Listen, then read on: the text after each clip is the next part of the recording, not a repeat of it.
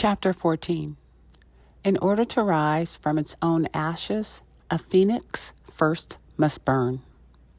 OakSeed, the Books of the Living. Saturday, July 31st, 2027. Morning. Last night when I escaped from the neighborhood, it was burning. The houses, the trees, the people. Burning.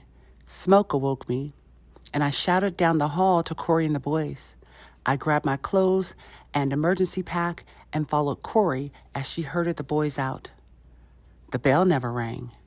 Our watchers must have been killed before they could reach it. Everything was chaos. People running, screaming, shooting. The gate had been destroyed. Our attackers had driven an ancient truck through it. They must have stolen a truck just to crash it through our gate. I think they must have been pyro addicts. Bald people with painted heads, faces, and hands. Red faces, blue faces, green faces, screaming mouths, avid, crazy eyes glittering in the firelight. They shot us and shot us and shot us. I saw Natalie Moss running, screaming, then pitching backwards, her face half gone, her body still impelled forward. She fell flat on her back and did not move again. I fell with her, caught up in her death. I lay there, dazed, struggling to move, to get up. Corey and the boys, running ahead of me, never noticed. They ran on. I got up, felt for my pack, found it, and ran. I tried not to see what was happening around me. Hearing the gunfire and the screams didn't stop me. A dead body, Edwin Dunn, didn't stop me. I bent, snatched up his gun, and kept running. Someone screamed near me, then tackled me, pulled me down. I fired the gun in reflexive terror and took the terrible impact in my own stomach. A green face hung above mine, mouth open, eyes wide, not yet feeling all his pain. I shot him again, terrified that his pain would immobilize me when he did feel it. It seemed that he took a long time to die. When I could move again, I pushed his body off me. I got up, still holding the gun, and ran for the wrecked gate. Best to be in the darkness outside. Best to hide. I ran up Meredith Street and away from Durant Road, away from the fires and the shooting. I had lost track of Corey and the boys. I thought they would go toward the hills and not toward the center of town. Every direction was dangerous, but there was more dangerous where there were more people. In the night, a woman and 3 kids might look like a gift basket of food, money, and sex. North toward the hills. North through the dark streets to where the nearby hills and mountains blotted out the stars. And then what? I didn't know. I couldn't think. I had never been outside the walls when it was so dark. My only hope of staying alive was to listen, hear any movement before it got too close to me, see what I could by starlight, be as quiet as I could. I walked down the middle of the street, looking and listening and trying to avoid potholes and chunks of broken asphalt. There was little other trash. Anything that would burn, people would use as fuel. Anything that could be reused or sold had been gathered. Corey used to comment on that. Poverty, she said, had made the streets cleaner. Where was she? Where had she taken my brothers? Were they all right? Had they even gotten out of the neighborhood? I stopped. Were my brothers back there? Was Curtis? I hadn't seen him at all. Though if anyone were going to survive this insanity, it would be the Talcotts. But we had no way of finding each other. Sounds. Footsteps. 2 pairs of running footsteps. I stayed where I was, frozen in place. No sudden moves to draw attention to me. Had I already been seen? Could I be seen? A figure of darker darkness in an otherwise empty street. The sound was behind me. I listened and knew that it was off to one side, approaching, passing. 2 people running down a side street, indifferent to the noise they made, indifferent to a woman-shaped shadows. I let out a breath and drew another through my mouth because I could get more air with less sound that way. I couldn't go back to the fires and the pain. If Corey and the boys were there, they were dead or worse, captive. But they had been ahead of me. They must have gotten out. Corey wouldn't let them come back to look for me.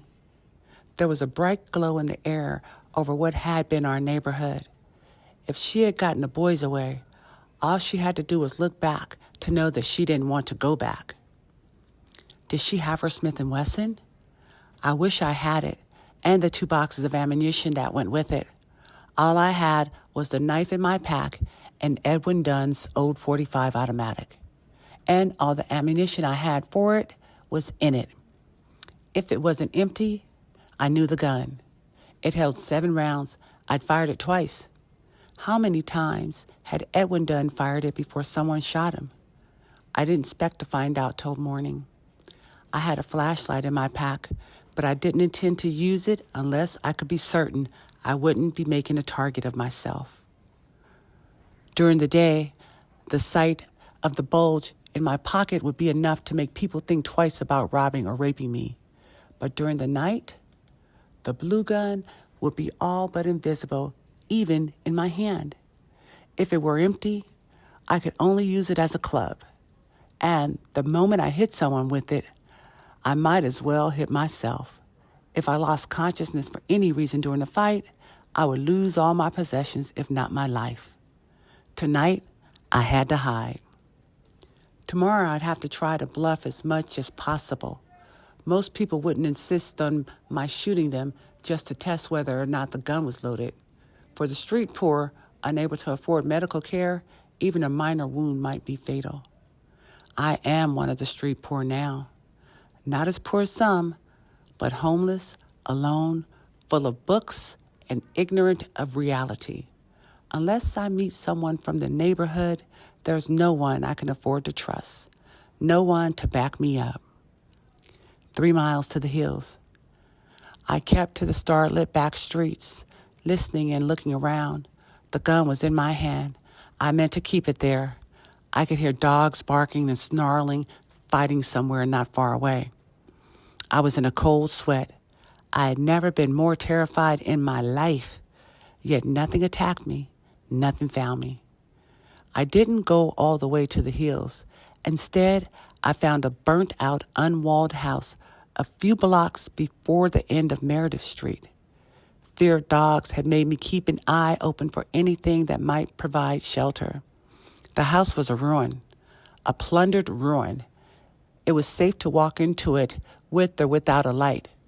It was a roofless collection of upright black bones, but it had been built up off the ground. 5 concrete steps led up to what had been the front porch.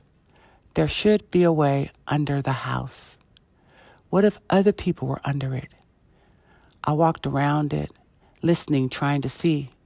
Then instead of daring to crawl under, I settled in what was left of the attached garage.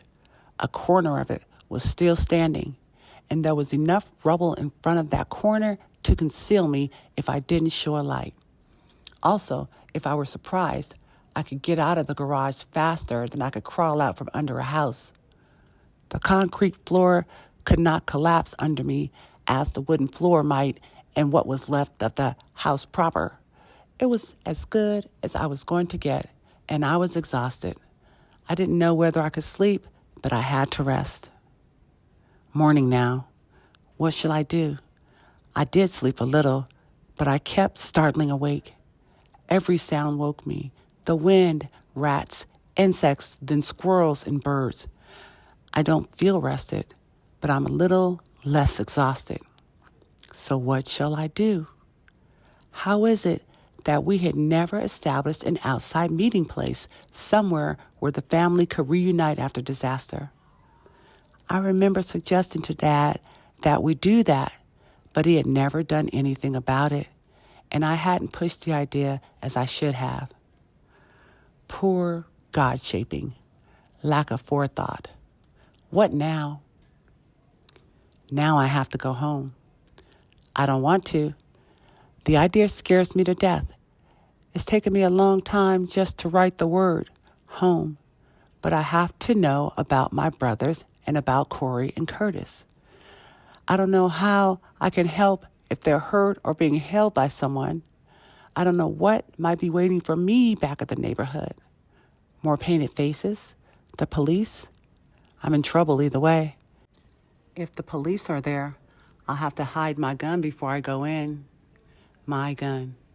And my small amount of money. Carrying a gun can win you a lot of unwanted attention from the police if you catch them in the wrong mood. Yet everyone who has one carries it. The trick, of course, is not to get caught carrying it. On the other hand, if the painted faces are still there, I can't go in there at all. How long do those people stay high on pyro and fire? Do they hang around after their fun to steal whatever's left and maybe kill a few more people? No matter, I have to go and see. I have to go home. Saturday, July 31st, 2027, evening. I have to write. I don't know what else to do. The others are asleep now, but it isn't dark. I'm on watch because I couldn't sleep if I tried. I'm jittery and crazed. I can't cry. I want to get up and just run and run. Run away from everything, but there isn't any away. I have to write. There's nothing familiar left to me but the writing. God has changed. I hate God. I have to write. There were no unburned houses back in the neighborhood, although some were burned worse than others. I don't know where the police or firefighters ever came. If they had come, they were gone when I got there. The neighborhood was wide open and crawling with scavengers. I stood at the gate, staring in as strangers picked among the black bones of our homes. The ruins were still smoking, but men, women, and children were all over them, digging through them, picking fruit from the trees, stripping our dead, quarreling or fighting over new acquisitions, stashing things away in clothing or bundles. Who were these people? I put my hand on the gun in my pocket. It had 4 rounds left in it, and I went in. I was grimy from lying in dirt and ashes all night. I might not be noticed. I saw 3 women from an unwalled part of Durant Road digging through what was left of the Yanis house. They were laughing and throwing around chunks of wood and plaster. Where were Shani Yanis and her daughters? Where were her sisters? I walked through the neighborhood, looking past the human maggots, trying to find some of the people I had grown up with. I found dead ones. Edwin Dunn lay where he had when I took his gun, but now he was shirtless and shoeless. His pockets had been turned out. The ground was littered with ash-covered corpses, some burned or half blown apart by automatic weapon fire. Dried or nearly dried blood had pooled in the streets. 2 men were prying loose our emergency bell. The bright, clear, early morning sunlight made the whole scene less real somehow, more nightmare-like. I stopped in front of our house and stared at the 5 adults and a child who were picking through the ruins of it.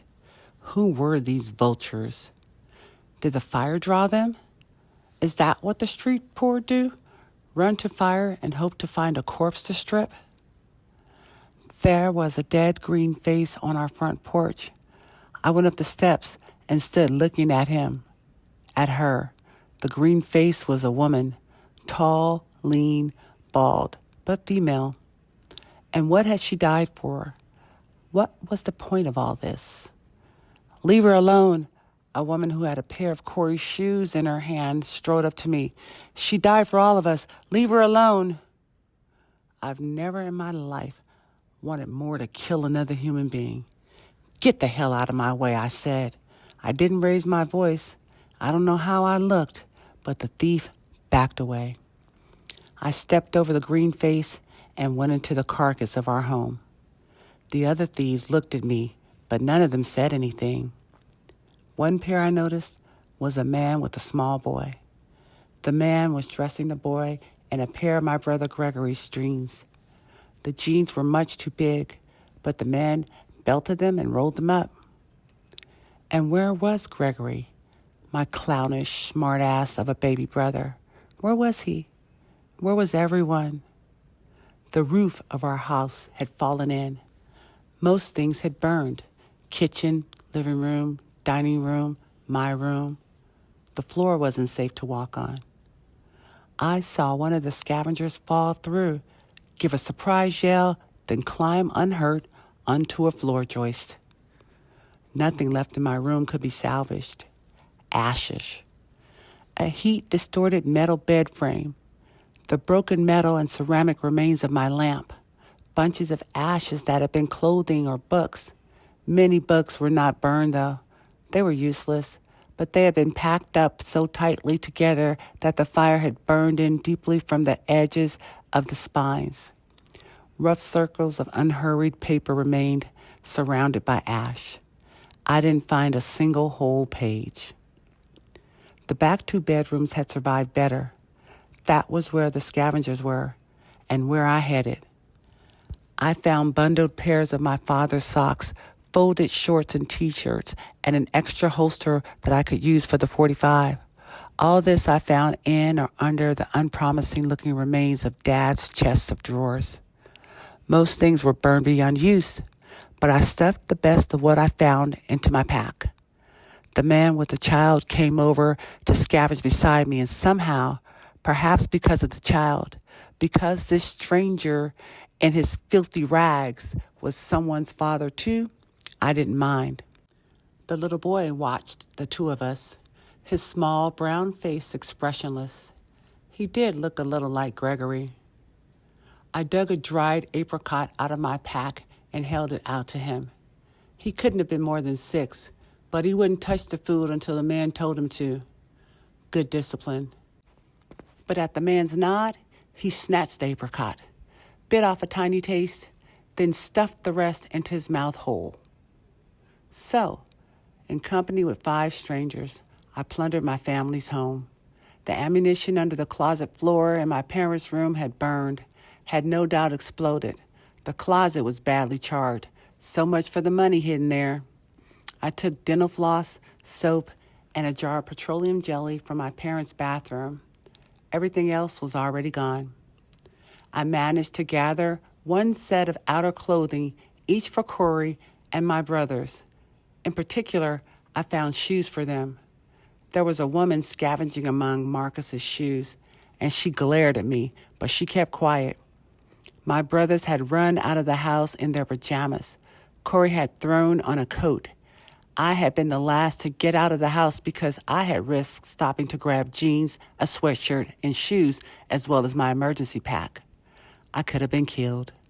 If I had thought about what I was doing, if I had had to think, no doubt I would have been killed. I reacted the way I had trained myself to react. Though my training was far from up to date, more memory than anything else. I hadn't practiced late at night for ages, yet my self-administered training had worked. Now, if I could get these clothes to Corey and my brothers, I might be able to make up for their lack of training, especially if I could get the money under the rocks by the lemon tree. I put clothes and shoes into a salvaged pillowcase, looked around for blankets, and couldn't find a one. That must have been grabbed early. All the more reason to get the lemon tree money.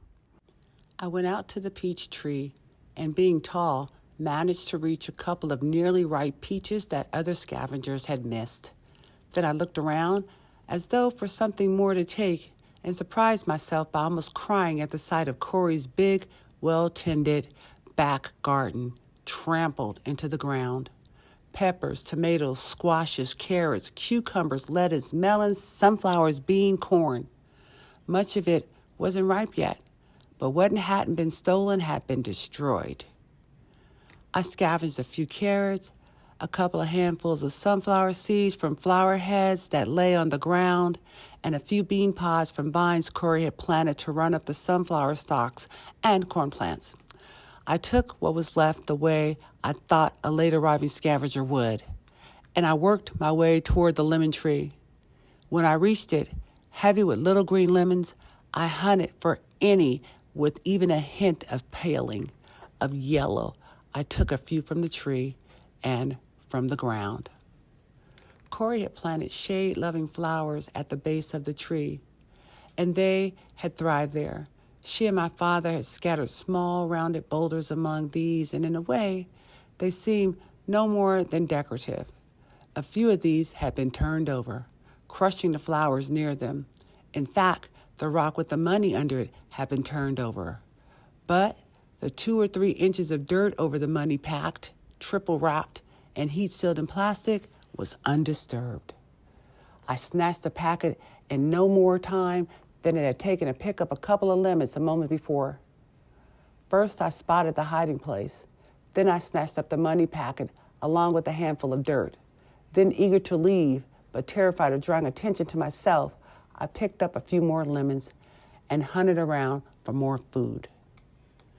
The figs were hard and green instead of purple, and the persimmons were yellow-green instead of orange. I found a single ear of corn left on a downed stalk and used it to stuff the money packet deeper into my blanket pack. Then I left. With my pack on my back and the pillowcase in my left arm, resting on my hip like a baby, I walked down the driveway to the street. I kept my right hand free for the gun still in my pocket. I had not taken time to put on the holster. There were more people within the walls than there had been when I arrived. I had to walk past most of them to get out. Others were leaving with their loads, and I tried to follow them without quite attaching myself to any particular group. This meant that I moved more slowly than I would have chosen to. I had time to look at the corpses and see what I didn't want to see. Richard Moss, stark naked, lying in a pool of his own blood. His house, closer to the gate than ours, had been burned to the ground. Only the chimney stuck up, blackened and naked from the rubble. Where were his 2 surviving wives, Karen and Zara? Or had they survived? Where were all of his many children? Little Robin Bulter, naked, filthy, bloody between her legs, cold, bony, barely pubescent. Yet she might have married my brother Marcus someday. She might have been my sister. She had always been such a bright, sharp, great little kid, all serious and knowing. 12 going on 35, Corey used to say. She always smiled when she said it. Russell Dory, Robin's grandfather. Only his shoes had been taken. His body had been almost torn apart by automatic weapons fire. An old man and a child. What had the painted Venus gotten for all their killing? She died for us, the scavenger woman had said of the green face. Some kind of insane, burn the rich movement, Keith had said. We've never been rich, but to the desperate, we looked rich. We were surviving, and we had our wall. Did our community die so that addicts could make a help the poor political statement? There were other corpses. I didn't get a close look at most of them. They littered the front yards, the street, and the island. There was no sign of our emergency bell now. The men who had wanted it carried it away, perhaps to be sold for its metal. I saw Layla Yanis, Shawnee's oldest daughter. Like Robin, she had been raped. I saw Michael Talcott, one side of his head smashed in. I didn't look around for Curtis. I was terrified that I might see him lying nearby. I was almost out of control as it was, and I couldn't draw attention to myself. I couldn't be anything more than another scavenger hauling away treasure. Bodies passed under my eyes. Jeremy Butler, one of Robin's brothers, Philip Moss, George Sue, his wife and his oldest son, Juana Montoya, Ruben Quintanilla, Lydia Cruz. Lydia was only 8 years old. She had been raped too. I made it back through the gate. I didn't break down. I hadn't seen Corey or my brothers in the carnage. That didn't mean they weren't there, but I hadn't seen them. They might be alive. Curtis might be alive. Where could I look for them? The Talcotts had relatives living in Robledo, but I didn't know where. Somewhere on the other side of River Street. I couldn't look for them, though. Curtis might have gone to them. Why hadn't anyone else stayed to salvage what they could? I circled the neighborhood, keeping the wall in sight, then made a greater circle. I saw no one, or at least no one I knew. I saw other street poor who stared at me. Then, because I didn't know what else to do, I headed back towards my burned-out garage on Meredith Street. I couldn't call the police. All the phones I knew were slag. No strangers would let me use their phone if they had phones, and I didn't know anyone whom I could pay to call and trust to make the call. Most people would avoid me or be tempted to keep my money and never call. And anyway, if the police have ignored what's being done to my neighborhood so far, if such a fire and so many corpses can be ignored, why should I go to them? What would they do? Arrest me? Take my cash as their fee? I wouldn't be surprised. Best to stay clear of them. But where was my family? Someone called my name. I turned around, my hand in my pocket, and saw Zara Moss and Harry Bulter, Richard Moss's youngest wife and Robin Bulter's oldest brother.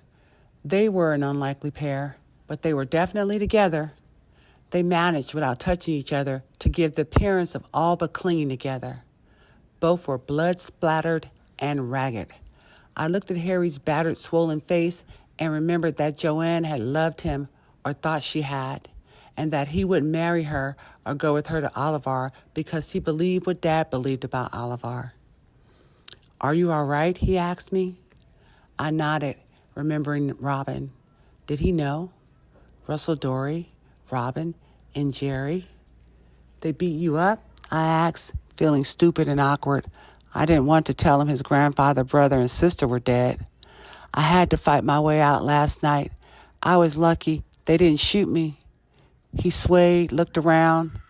"Let's sit on the curb."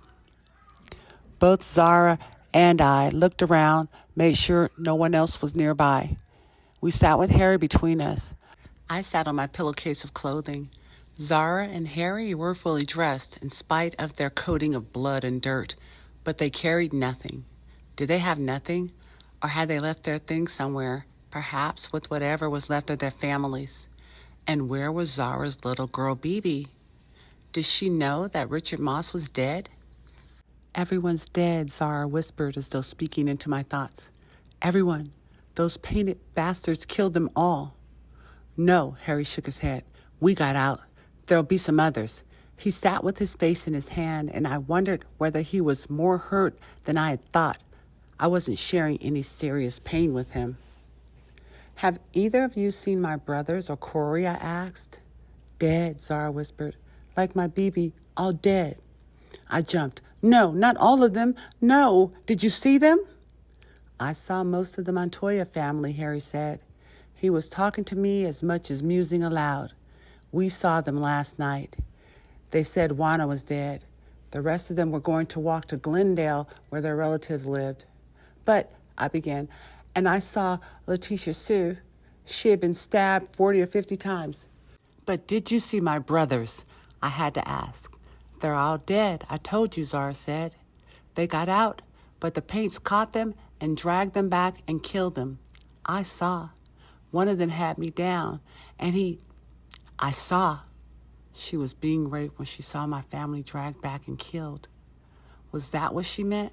Was it true? "I went back this morning," I said. "I didn't see their bodies, didn't see any of them."